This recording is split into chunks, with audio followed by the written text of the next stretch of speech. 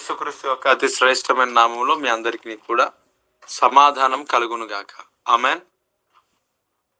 గడిచిన కాలం అంతా దేవుడు ఎంతో తన కృపను, క్షేమమును, ఆరోగ్యమును దేవుడిచ్చి మన పట్ల ఎంతో శ్రేష్టమైన తన యొక్క కాపుదలను దేవుడు మనకు అనుగ్రహించి నూతన దినమును దేవుని యొక్క కిరీటముగా, దయా కిరీటముగా మనకు ప్రభువు మనకు అనుగ్రహించాడు. దాన్ని బట్టి దేవునికి సమస్త ఘనత, మహిమ, ప్రభావములు దేవునికి చెల్లును గాక. ఆమేన్. ఆమేన్. ప్రియులారా, ఈ పరిచర్య కొరకు, సంఘం కొరకు నిత్యము భారముతో, కన్నీటితో ప్రార్థించండి. ఈ సంఘం పైన, ఈ పరిచర్య పైన, ఈ ఆరాధనల పైన, ఈ వాక్యం పైన అన్ని రకాలుగా, ఒక కోణం కావద్దు, అన్ని రకములుగా అపవాదిగాడు దాడి చేస్తుంటుండగా ఆ దాడులన్నిటిపైన దేవుడు మనకు విజయోత్సవంతో ఊరేగించినట్టుగా ప్రార్థించండి. శత్రువుల దాడి నుంచి తప్పించాలా దేవుడు, వారి ఓరచూపు నుండి తప్పించాలా, వారి యొక్క ప్రతి పరిస్థితి నుంచి దేవుడు తప్పిస్తాడు, నడిపిస్తాడు. కానీ ఎంతో అపవాది యొక్క దాడిని, అలాగే కుయుక్తి మనుషుల యొక్క దాడిని ఎదుర్కోవాల్సిన పరిస్థితి నడుస్తూ అలా నడిపించబడతా ఉన్నాం. ఈ పరిచర్యలో దేవుని కొరకు నిలబడుతూ నడిపించబడుతున్న వారిని అనేక రకాలుగా, అనేక దేవుని పని చేసే వాళ్ళు ఏదో రకముగా వారిని ఈ పరిచర్య నుంచి వారి కనెక్షన్ కట్ చేయాలనే ఉద్దేశంతో ఎన్నో రకాలుగా ప్రయత్నాలు చేస్తున్నప్పటికీ దేవుడు అహితోపేలు యొక్క ఆలోచన చెదరగొడుతున్నాడు. లూప్ హోల్స్ ఏవైనా ఉంటాయేమో అని గమనించి కుటుంబ పరంగా కానీ, పరిచర్య పరంగా కానీ, సంఘ బిడ్డల పరంగా కానీ వ్యతిరేకతలు రేపడానికి కొంతమంది దేవుని పని చేసే వాళ్ళు కూడా ఎంతో ప్రయత్నిస్తున్నారు. నిజంగా వాటన్నిటిని దేవుడు చెదరగొట్టాలా, ఊరక నిలిచుండి దేవుని యొక్క ఆశ్చర్య కార్యాలను నేను చూస్తున్నా. ఆయన భీకరమైన కార్యములను నేను ఖచ్చితంగా చూస్తా. Praise the Lord. ఆయన గొప్ప కార్యాలను నేను చూస్తాను. ఎక్కడ లోపాలు దొరుకుతాయా, ఎక్కడ ఎలా పుల్ల పెట్టాలా, ఎక్కడ ఇబ్బంది పెట్టాలా అని అనేక అపవాదిగాడు కొంతమందిని వాడుకున్నాడు. ఇంకా వాళ్ళను కూడా నేను ఏమనలేను. అపవాదిగాడు వాడుకుంటున్నాడు. ఖచ్చితంగా వాటిని చెదరగొడతాడు. ప్రార్థన చేయండి. ప్రతి విషయంలో విమర్శించి ఏదో ఒకటి ఇబ్బంది పెట్టాలని. ఇంకా కొంతమంది పరిచర్యలో దేవుని పనిలో ముందుకు సాగుతుంటుండగా వారికి కొన్ని యొక్క ఏమంటారు పోస్టర్ ఎడిటింగ్స్ ఏవో కొన్ని నేర్పించేసి, మీ అయ్యగారు అయితే ఇక్కడ నేర్పించడు, ఇట్లా ఆయన కుళ్ళు, అహంకారం, గర్వం అన్నీ ఉన్నాయని చెప్పేసి వారిని ఏదో పట్టుకొని లాగుదామనే ఆలోచన కలిగి ఎక్కడ ఎలాంటి దాడి, ఇది ఒకటి శాంపుల్గా చెప్తున్నాను. ఇలాంటి కుటుంబాల్లో, సంఘంలో, పరిచయం అన్ని ప్లేస్లో, అన్ని రంగములో జరుగుతూనే ఉన్నాయి దేవుడు మనకి ఇచ్చిన ఈ పరిచయంలో. కాబట్టి ప్రార్థించండి. వాస్తవానికి ప్రశాంత్, అలాగే రమేష్ వీళ్ళందరూ ఉన్నారు ఇక్కడ. వీళ్ళకు నేను వీటిని నేర్పిస్తే ఇదే పని చేస్తారు కదా.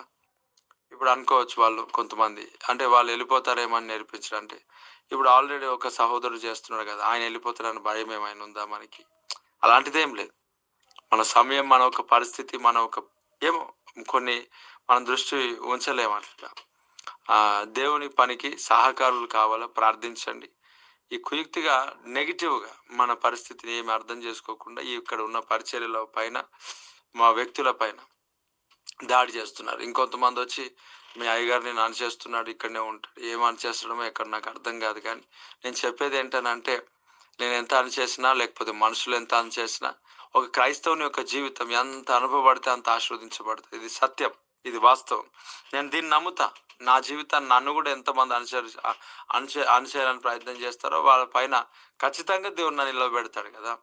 వీటిపైన ధర్నా చేసేది ఏం లేదు. ఒకవేళ ధర్నా చేసేది ఉంటే అదే దేవుని సన్నిధిలో హంగర్ స్ట్రైక్ అంటారు, దాన్ని ఉపవాస ప్రార్థన అంటారు, దాన్ని స్తోత్రం. దీన్ని మనం చేయాలి ఖచ్చితంగా. కాబట్టి ఇవి కేవలం శాంపుల్. అనేక రకాలుగా దేవుని పని చేస్తున్న వారే ఈ పరిచర్య పైన కొంత దాడి జరిగిస్తుంటుండగా ఖచ్చితంగా ప్రార్థన చేయండి. వాక్యం చదువుదాం ప్రియులారా. నిర్గమకాండం 23వ అధ్యాయము 27వ వచనాన్ని ఎవరైనా చదివితే చదవచ్చు త్వరగా. నిర్గమకాండం 23వ అధ్యాయం 27వ వచనాన్ని ఓకే. నన్ను చదువు.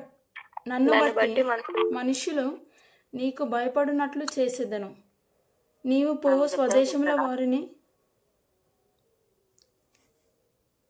ఓడకట్టి నీ సమస్త శత్రువులు నీ ఎదుట నుండి పారిపోవునట్లు చేసేదను. దేవునికి స్తోత్రం. పిల్లరా, ఇక్కడ దేవుని యొక్క మహిమ చేత ఆయన మనల్ని దర్శిస్తూ ఒక శ్రేష్టమైన మాటను ప్రభు మనకిస్తున్నాడు. Lifetime promise. ఆమేన్. అంటున్నాడు, నన్ను బట్టి మనుషులు నీకు భయపడినట్లు చేసేదను.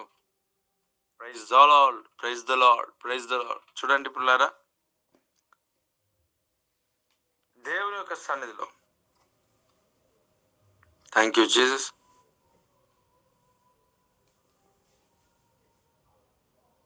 ఇక్కడ నిన్ను బట్టి, అలాగే నన్ను బట్టి, నిన్ను బట్టి, పరిచర్యను బట్టి, సంఘాన్ని బట్టి మనుషులు మనకు దేవుడు భయపడినట్లు దేవుడు చేయబోతున్నాడు. దేవునికి స్తోత్రం. భయపడినట్లు అంటే మన భయమును బెదురును దేవుడు ఏం చేస్తున్నాడు?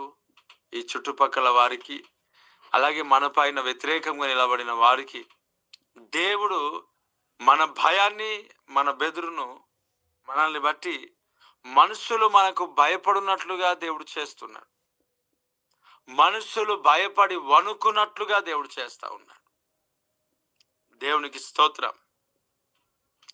పిల్లరా, ఒక గొప్ప దేవుని పని చేస్తున్న దేవుని దాసుడు అతడి దగ్గరికి వెళ్ళి కూర్చొని ఉన్నప్పుడు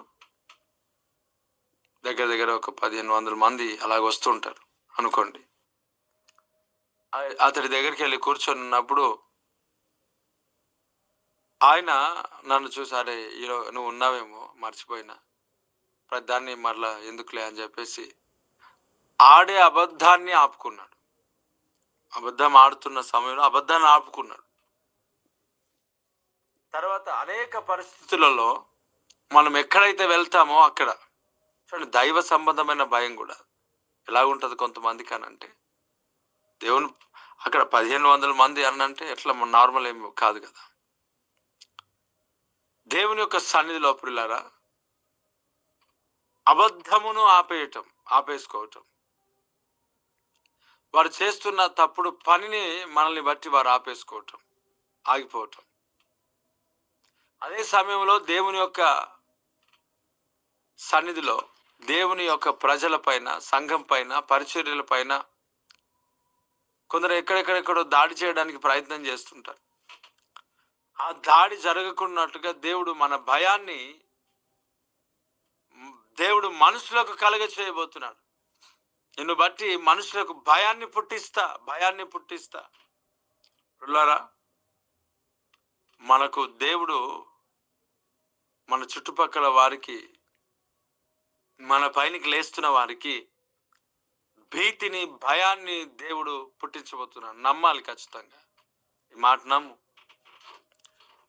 నమ్మాలి. భయాన్ని దేవుడు కలగజేసేవాడై ఉన్నాడు.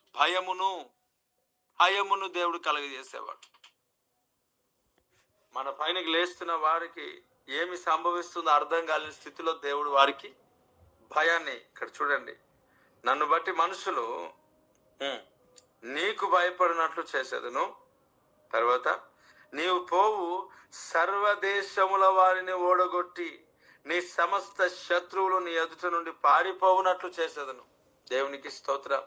ఏమంట, మనం వెళ్ళే ప్రతి స్థలములో ఏం చేస్తాడు పిల్లారా? శత్రువులను ఓడగొట్టి పారిపోయేటట్టు చేస్తాడంట. ఆమేన్. శత్రువులను ఓడగొట్టి పారిపోయేటట్టు చేస్తాడు.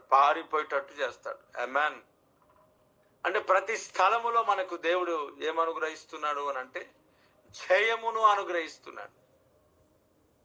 వాక్యంలో నిన్నటి దినాన్న అనుకుంటా, మొన్నటి దినాన్న క్రీస్తులో విజయం అని మనం ఏదో వాక్యాన్ని మనం ధ్యానం చేసుకున్నాం.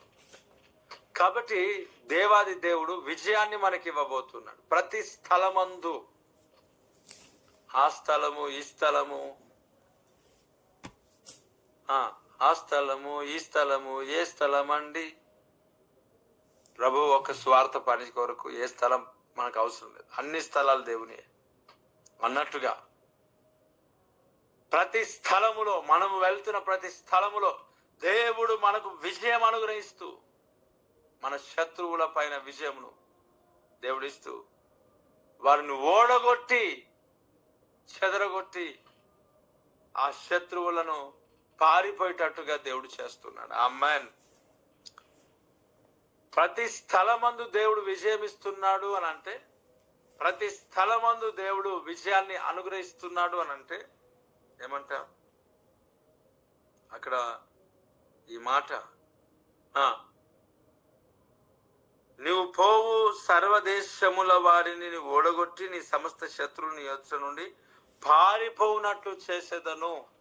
అంటే ఓడగొడతాను అని అంటే అర్థం ఏంటి? అక్కడ ఏం జరగాలంట? యుద్ధము జరగాలి.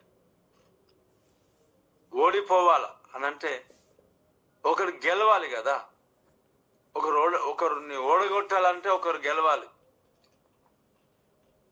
ఇప్పుడు ఓడగొట్టబడాలి ఒకరు అని అంటే గెలిచేవారు ఉండాలి. అంటే గెలిచేవారు ఉండాలి అని అంటే ఒకరు ఓడిపోవాలంటే ఇద్దరికి ఏం కావాలా? పోరాటం అనేది కావాలా. ఈ పోరాటం అనేది ఉంటేనే కదా ఎవరు గెలిచారు ఎవరు ఓడిగారు అని అర్థమవుతుంది. యోబు విషయంలో దేవుడిని గెలిపించాడు. యోబును దేవుడు గెలిపించాడు. అపవాదిని దేవుడు ఓడించాడు. ఇప్పుడు మన జీవితంలో కూడా దేవుడు మనల్ని గెలిపించును గాక, అపవాదిని దేవుడే ఓడించును గాక. ఆమేన్. యుద్ధము జరుగుతూ ఉంటున్నప్పుడు మనుషులు అంటే మనము యుద్ధం జరిగించాలి. దేవుడు మనకు యుద్ధంలో విజయం ఇస్తాడు. కాబట్టి ఇక్కడ మనం చూస్తున్నాం, జయం ఇస్తున్నాడు అని అంటే, అపవాదిని ఓడిస్తున్నాడు అని అంటే అక్కడ ఏం జరుగుతూ ఉంది? ఒక వార్ఫేర్ అనేది జరుగుతూ ఉంది, ఒక యుద్ధం జరుగుతూ ఉంది కదా. ఆ యుద్ధంలో ఎవడో ఒకడు ఓడిపోవాలి. మరి ఎవడు ఓడిపోతాడు అంటే క్రీస్తు దగ్గర లేనివాడు ఓడిపోతాడు. ఈ వాగ్దానం లేనివాడు ఓడిపోతాడు. దేవుడు మనకిచ్చిన వాగ్దానం ఏంటంటే, సర్వదేశంలో నువ్వు ఎక్కడికి వెళ్ళినా నేను వారిని ఓడగొట్టి, ఎవరయ్యా ఓడగొట్టేవాడని అంటే ఎవరినయ్యా ఓడగొట్టేది అని అంటే మాంత్రికులను, చేతబడి కార్యాలను, అపవాదికారులను, శత్రువులను ఓడగొట్టి, అంటే వాడు మన పైన విజయమును చూడాలనుకుంటున్నాడు. ఈ చుట్టుపక్కల వారు మన పైన విజయమును చూడాలనుకుంటున్నారు. ఈ పరిచర్యలో అపవాది విజయమును చూడాలనుకున్నాడు. కానీ దేవుడు సెలవిస్తున్నాడు. ఈ పరిచర్య, సంఘము, దేవునికి స్తోత్రం. దేవుడు సెలవిస్తున్నాడు, నీ జీవితంతో నువ్వు వెళ్తున్న సర్వదేశములో ఏంటా అపవాదిని దేవుడు ఏం చేయబోతున్నాడు? ఓడగొట్టబోతున్నాడు. దేవునికి స్తోత్రం. ఏం చేయబోతున్నాడు అంట? ఓడగొట్టబోతున్నాడు. Praise the Lord. మాంత్రికులను ఓడగొట్టబోతున్నాడు. శత్రువులను ఓడగొట్టబోతున్నాడు. నీ పక్షమున నిలబడే దేవుడు, నీకు విజయం ఇచ్చే దేవుడు, నిన్ను బలపరిచే దేవుడు, నిన్ను స్థిరపరిచే దేవుడు, నిన్ను ఆశీర్వదించే దేవుడు ఓడగొట్టబోతున్నాడు అపవాదిని. ఎవడైతే నీ పైనకి దాడికి వస్తున్నాడు, ఎవడైతే ఈ సంఘ పైనకి దాడికి వస్తున్నాడు, ఎవడైతే ఈ పరిచయ పైనకి దాడికి వస్తున్నాడో వానిని దేవాది దేవుడు ఓడగొడుతున్నాడు. వేస్తున్నావు. ఆమేన్. అదే సమయంలో శత్రువులు పారిపోవునట్లుగా చేస్తున్నాడు ఆయన. ఆమేన్. శత్రువులను పారిపోయేటట్టుగా చేస్తున్నాడు. ఆమేన్. హల్లెలూయా. ఏమంట? శత్రువులను దేవాది దేవుడు పారిపోయేటట్లుగా చేస్తున్నాడు. భయపడకు. ప్రతి దినమును వస్తున్న సందేశాన్ని నువ్వు విని నిజముగా ధ్యానించినట్లయితే గొప్ప కార్యాలను దేవుని పట్ల జరిగించే దేవుడు. ఆమేన్. ప్రియ దేవుని బిడ్డలారా, ఓడగొడుతున్నాడు అపవాదిని. స్తోత్రం. హల్లెలూయా. అదే సమయంలో వారిని చెదరగొడుతున్నాడు, వారిని పంపించబోతున్నాడు. దేవునికి స్తోత్రం కలుగును గాక. నిజంగా ఎంత శ్రేష్టమైన దేవుని యొక్క వాగ్దానం మనకి ఇస్తా ఉన్నాడు. ఓడగొట్టి వారిని ఏం చేస్తాడంట? పారిపోయేటట్టుగా చేస్తాడు. అంటే నిలవబడక భయముతో పారిపోయేటట్టుగా చేస్తాడు. భయముతో. కాబట్టి దేవుని ఒక వాక్యం సెలవిస్తుంది. ప్రియులారా, ఏమంట ఆ మాట? దేవుని సెలవు, నన్ను బట్టి మనుషులు నీకు భయపడినట్లు చేసేదను. నీవు పోవు సర్వదేశముల వారిని ఓడగొట్టి నీ సమస్త శత్రువులు నీ ఎదుట నుండి పారిపోనట్లు చేసేదను. అంటే వ్యతిరేకంగా నిలబడిన ప్రతి ఒక్కరిని దేవుడు పారిపోయేటట్టుగా చేయబోతున్నాడు. ఈ మాటలు దేవుడు మన పట్ల బలపరిచి ఆస్వాదించి దీవించి ఆశీర్వదకరంగా మార్చి మనల్ని నడిపించి ఆశీర్వదించును గాక. Amen, amen, amen. ప్రార్థన చేస్తూనే ఉంటాడు. అంటే దేవుడు మనకేం చేస్తాడు? జయం ఇస్తానే ఉంటాడు. అమాలేకీలు పోతారు, ఫిలిస్తీన్లు వస్తారు, ఫిలిస్తీన్లు పోతారు, మోయాబీలు వస్తారు, మోయాబీలు పోతారు, అమోనీలు వస్తారు, అందరూ ఇంకా ఐగుప్తీలు వస్తారు, తర్వాత ఫరో వస్తాడు, అష్షూరియన్స్ వస్తాడు, అష్షూరులు. కాబట్టి పారసిక రాజాధిపతులు వస్తారు. అంటే వస్తూనే ఉంటారు. గ్రేకీలు వస్తూ ఉంటారు. ఒక్కొక్క బ్యాచ్ వస్తూనే ఉంటది. వీడియో గేమ్ లో మనం చూస్తాం కదా, స్టేజెస్ దాటినట్లు పరలోక సంబంధమైన యొక్క మార్గంలో కూడా అనేక స్టేజెస్ మనం దాటుతూ ఉండాల. మనం ఎంత వీడియో గేమ్ ఎవరికైనా ఆడితే తెలుస్తుంది కదా, స్ట్రెంగ్త్ ఎంత పొందుకుంటామో అంత కఠినం ఉంటుంది దారి నడవడానికి. ఎంత బలాన్ని పొందుకుంటామో అంత. మనం డ్రైవింగ్ చేస్తుంటుంటే వీరు వీడియో గేమ్స్ చూస్తూ ఉంటారు కదా పిల్లలు. వాడు చిన్నోడు మెలికి అంటాడు, డాడీ బూస్ట్ చేయాలంటే వాడికి బూస్ట్ అంట. అది బూస్ట్ అంటే ఎక్కువ ఫాస్ట్ వెళ్తుంది. వారు ఏం నేర్చుకుంటున్నారు ఏమో మనకు అర్థం కాదు, కానీ దేవుడు వారిని దర్శించుండగా కామెంట్. అయితే వీడియో గేమ్లో మనం చూస్తాం ఆ స్ట్రెంగ్త్ గ్రీన్ కలర్లో కొన్నిటిని ఉంటాయి, రెడ్ కలర్లో కొంత, అంటే బ్యాటరీ లో అయిపోయింది, స్ట్రెంగ్త్ పోయింది అనమాట. లైఫ్ స్పాన్ తగ్గిపోయిందని అర్థం కదా. అలా బ్లడ్ పోవటం, ఈ యొక్క కాల్సే ప్రోగ్రామ్స్ ఏవైతే ఆ గేమ్స్ నేను ఆడినాను చిన్నప్పుడు. కాబట్టి ఈ గేమ్స్లో ఎలాగైతే ఉంటుందో సేమ్ పరలోక రాజ్యాన్ని ఒకసారి మనం ఆలోచన చేస్తే మనము స్టేజెస్ లెవెల్స్ దాటుకుంటూ వెళ్లాల్సి వస్తుంది. ఎంత బలాన్ని స్టేజెస్లో మనం దాటుతూ వెళ్తుంటామో అంత కఠినంగా అనిపిస్తుంది, కానీ ఖచ్చితంగా విజయం అనేది ఉంటుంది. అక్కడ ప్రభువును క్రీస్తును మనము చూస్తూ నడుస్తున్నాడు, ఖచ్చితంగా విజయం ఉంటుంది. వాళ్ళు లేస్తూనే ఉంటారు. ఈ వాగ్దానం, అందుకే ఈ మాట లైఫ్ టైం ప్రామిస్ అన్నాను. ఎంతో మంది లేస్తుంటారు, దేవుడు తొలగిస్తాడు, చెదరగొడతాడు. In Jesus name amen, amen.